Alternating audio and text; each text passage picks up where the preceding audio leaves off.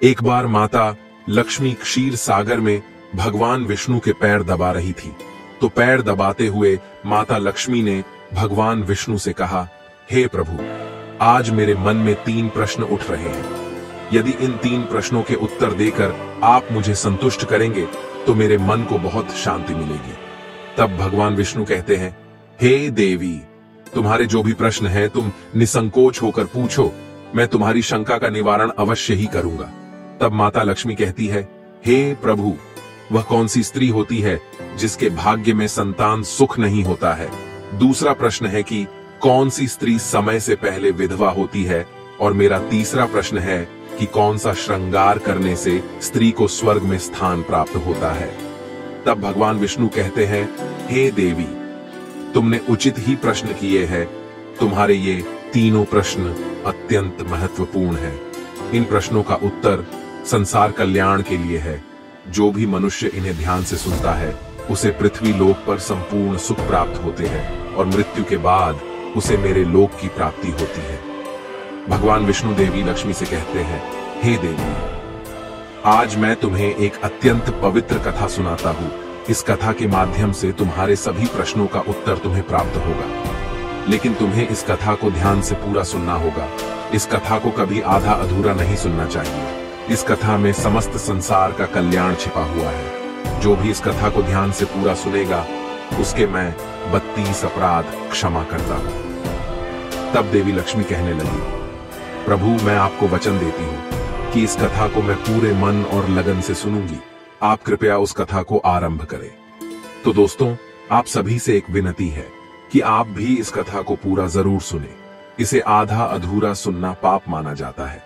कथा शुरू करने से पहले कमेंट में जय मां लक्ष्मी और जय श्री हरि विष्णु अवश्य लिखें। साथ ही वीडियो को लाइक करना न भूलें। तो चलिए आरंभ करते हैं। भगवान विष्णु कहते हैं, हे देवी, एक समय की बात है।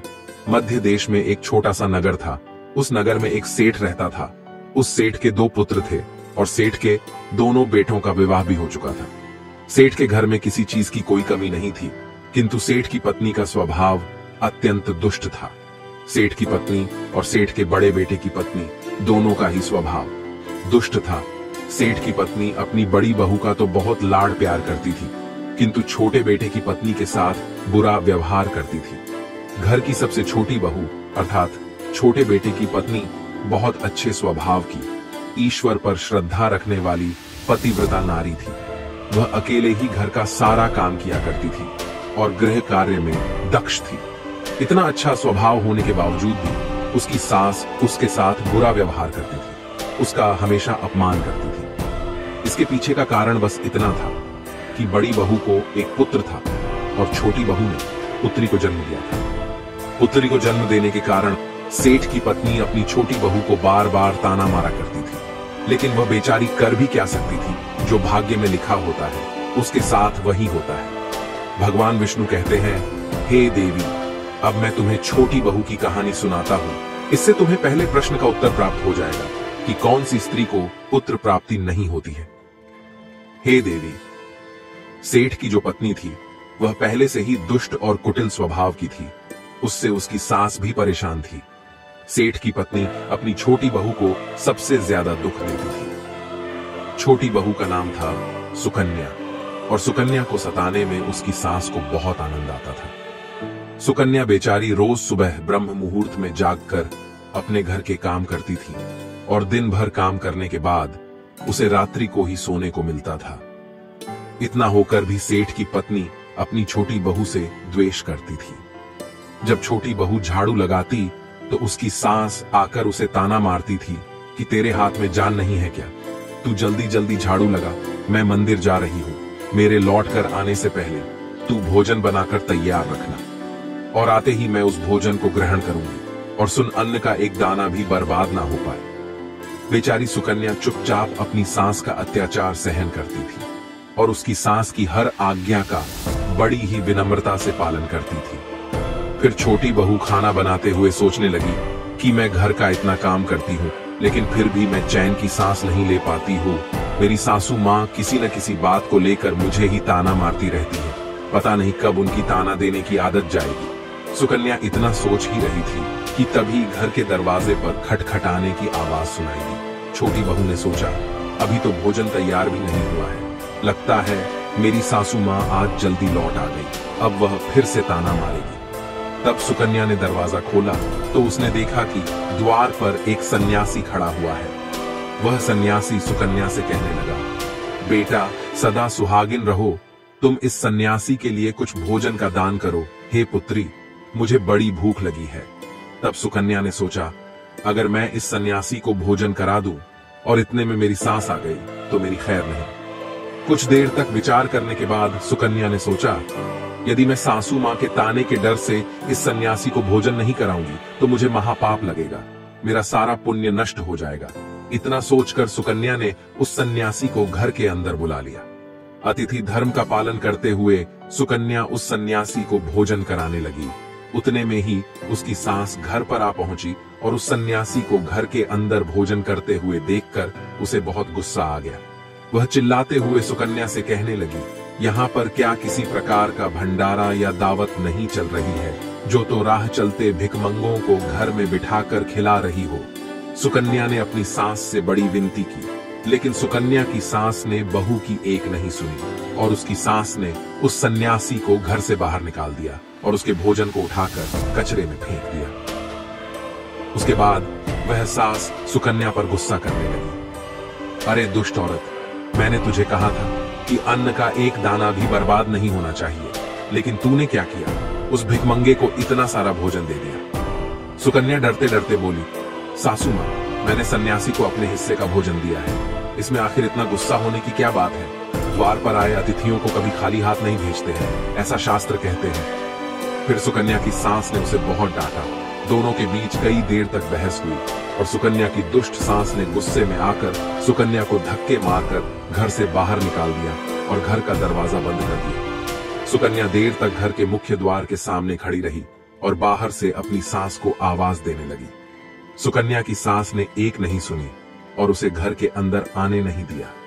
फिर सुकन्या दुखी और उदास होकर अपने मायके के लिए निकल गई। मायके जाने के रास्ते में बहुत बड़ा जंगल पड़ता था। सुकन्या भूखी प्यासी रहकर उस जंगल के रास्ते पर से चलने लगी। तभी उसी समय अचानक जोर जोर से बादल गरजने लगे और मूसलाधार बरसात होने लगी। बारिश से बचने के लिए सुकन्या एक वृक्ष के नीचे जाकर खड़ी हो गई।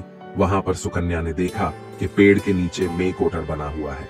फिर वह बिना देरी किए जल्दी से उस कोटर में घुस गई। कोटर में जाने के बाद सुकन्या ने देखा कि अंदर कोई साधु महात्मा बैठे हैं। वह सन्यासी कोई और नहीं बल्कि भगवान विष्णु ही साधु का रूप धारण करके बैठे हुए थे। जब उस साधु ने उस सुकन्या को देखा तो बोले, हे पुत्री, तुम इस घने जंगल में अकेली क्या कर रही हो? रोना बंद करो, मैं तुम्हारे बारे में सब कुछ जानता हूँ। तुम्हारे ससुराल वाले अत्यंत दुष्ट स्वभाव के हैं और वे तुम्हें बहुत दुख देते हैं। इसका कारण केवल बस इतना है कि तुम्हें पुत्र की प्राप्ति नहीं हुई है। पुत्री को जन्म देने के कारण तुम्हें तुम्हारी सास के ताने सुनने पड़ते हैं। हे पुत्री, तुम चिंता मत करो, मैं तुम्हें एक पर्ची देता हूँ। इस पर जो भी उपाय लिखा हुआ है, तुम उस उपाय को पूरे मन के साथ करो, फिर तुम्हें एक गुणवान पुत्र की प्राप्ति होगी। फिर सुकन्या ने वह पर्ची ली और वह साधु वहां से अचानक से गायब हो गए। ये चमत्कार देखकर सुकन्या बहुत प्रसन्न हुई और जब बारिश रुकी तो सुकन्या का पति उसे ढूंढते हुए उस स्थान पर पहुंच गया। सुकन्या ने अपने पति को सारी हकीकत बता दी और फिर दोनों ने ही घर वापस न जाकर उसी जंगल में रहने का निर्णय लिया। वहीं पर रहते हुए एक दिन सुकन्या के मन में पुत्र प्राप्ति का ख्याल आया और वह मन ही मन सोचने लगी कि यदि मेरा भी कोई पुत्र होता तो आज ससुराल में मुझे बहुत ज्यादा इज्जत मिलती। तभी सुकन्या को उस साधु के द्वारा दी गई पर्ची की याद आ गई और फिर जब उसने वह पर्ची खोलकर पढ़ा तो उसने देखा कि जो स्त्री पुत्र प्राप्ति की कामना रखती है उसे रात्रि में अपने पति की बाईं तरफ सोना चाहिए। ऐसा करने से कुछ समय बाद में बाई करवट लेटने से नाक का दाहिना स्वर और दाहिनी करवट लेने से नाक का बायां स्वर चालू हो जाता है। फिर जब पुत्र की इच्छा हो तो उस स्थिति में मिलन से पहले यह निश्चित कर लेना चाहिए कि पुरुष का दायां स्वर चलने लगे और स्त्री का बायां स्वर चलने लगे और उसी समय पर गर्भधान किया जाना चाहिए। ऐसा करने से निश्चित ही पुत्र की प्राप्ति होती है। इसके विपरीत नाक के स्वर चलने से पुत्री की प्राप्ति होती है। उस पर्ची में आगे लिखा हुआ था कि मासिक धर्म शुरू होने के बाद पहले 4 दिनों में पुरुष के साथ मिलन करने से पुरुष को रगड़ता प्राप्त हो जाता है और 5वीं रात्रि में मिलन करने से पुत्री की प्राप्ति होती है तथा 6ठी रात्रि में मिलन करने से पुत्र रत्न की प्राप्ति होती है। 7वीं रात्रि में मिलन करने से वंध्या पुत्री होती है। 8वीं रात्रि में मिलन करने से बलशाली पुत्र की प्राप्ति होती है। 9वीं रात्रि में मिलन करने से सुंदर कन्या की प्राप्ति होती है तथा 10वीं रात्रि में मिलन करने से विद्वान और अतिश्रेष्ठ पुत्र की प्राप्ति होती है। 11वीं रात्रि में मिलन करने से सुंदर आचरण वाली कन्या प्राप्त होती है। 12वीं रात्रि में मिलन करने से गुणवान पुत्र होता है। 13वीं रात्रि में मिलन करने से लक्ष्मी स्वरूपा पुत्री होती है। 14वीं रात्रि में मिलन करने से गुणवान, बुद्धिमान तथा बलवान पुत्र होता है। फिर सुकन्या ने मासिक धर्म के बाद 14वीं रात्रि में अपने पति के साथ मिलन किया और उसके बाद गर्भ धारण किया। फिर दूसरे दिन सुकन्या का पति जंगल में लकड़ी काटने के लिए चला गया और सुकन्या घर पर पड़ी रही। फिर अचानक से तेज तूफान आया और सुकन्या की झोपड़ी उड़ गई। फिर सुकन्या दौड़ती हुई उसी पेड़ के कोटर में जाकर रुक गई जहां पर उसे वह साधु मिला था। सुकन्या वहां अपने पति की राह देख रही थी कि अचानक वहां पर 2 राक्षसी आ गई। वह राक्षसी अत्यंत मायावी थी। फिर उन्होंने उस कोटर के साथ पेड़ को उड़ाकर एक ऐसे स्थान पर चली गई जहां पर बहुत सारा सोना था। जब सुकन्या ने यह दृश्य देखा तो वह चौंक गई। सुकन्या पेड़ के कोटर में ही छिपी रही। जब वह राक्षसी भोजन की तलाश में गई तो सुकन्या ने उस स्थान पर से बहुत सारा सोना उठा लिया और उसे कोटर में भर लिया। जब वह राक्षसी लौट आई तो फिर से पेड़ पर बैठकर वे उस पेड़ को उड़ाकर उसी जंगल में आ गई। राक्षसियों के जाने के बाद सुकन्या वह सारा सोना लेकर अपने पति के पास चली गई और उसे वह सारा सोना दे दिया। फिर पति और सुकन्या दोनों अपने ससुराल को लौट गए। वहां जाकर उसने अपनी सास को वह सोना दे दिया और सारी हकीकत बता दी, जिसे सुनकर उसकी सास को बहुत गुस्सा आया और बोलने लगी, अरे मूर्ख औरत, तू बस इतना ही सोना लेकर आ गई, इतने सोने से क्या होगा? मैं होती तो बहुत सारा सोना लेकर आ जाती। फिर उसकी सास भी उस जंगल के कोटर में जाकर छिप गई और राक्षसियों की राह देखने लगी। तभी वह 2 राक्षसी वहां पर आई और फिर उन्होंने उस कोटर को उड़ाकर एक बर्फीले पहाड़ पर ले गई। ये देख सास बहुत क्रोधित हो गई और बोलने लगी, ये कहां लेकर आई है? यहाँ तो बस बर्फ और मिट्टी है। तभी उन राक्षसियों ने उसकी आवाज सुनी और देखा तो एक बूढ़ी औरत पेड़ के कोटर में छिपकर बैठी है। फिर उन्होंने उस सांस को बाहर निकाला और उस बर्फीले पहाड़ पर फेंक दिया। जमीन पर गिरते ही उसकी मौत हो गई। इधर सुकन्या बड़े आनंद के साथ रह रही थी, लेकिन सुकन्या की सांस कभी नहीं लौटी। तो सुकन्या ने जाकर उस कोटर में देखा तो वहां पर उसकी सांस नहीं थी। उसे समझ में आ गया कि लालच के कारण उसके सांस की मृत्यु हो गई। भगवान विष्णु कहते हैं, हे लक्ष्मी, जिस स्त्री को पुत्र प्राप्ति की कामना है उसे मैंने सुकन्या को दी हुई पर्ची में बताए गए उपाय जरूर करने चाहिए। तुम्हारा दूसरा प्रश्न ये था कि किस कारण से स्त्री जल्दी विधवा होती है, तो जो स्त्री अत्यधिक लालच करती है वह स्त्री जल्दी विधवा होती है, और जो स्त्री चरित्र का गहना पहनती है उसे मृत्यु के पश्चात स्वर्ग की प्राप्ति होती है। एक स्त्री को अपने चरित्र का त्याग कभी नहीं करना चाहिए। तो दोस्तों, इस प्रकार से भगवान विष्णु ने माता लक्ष्मी को यह कथा सुनाई थी। उम्मीद है आपको यह कथा पसंद आई होगी। वीडियो को लाइक जरूर करें और कमेंट में जय मां लक्ष्मी, जय श्री कृष्ण जरूर लिखें। साथ ही चैनल को सब्सक्राइब करें। आप सभी का धन्यवाद।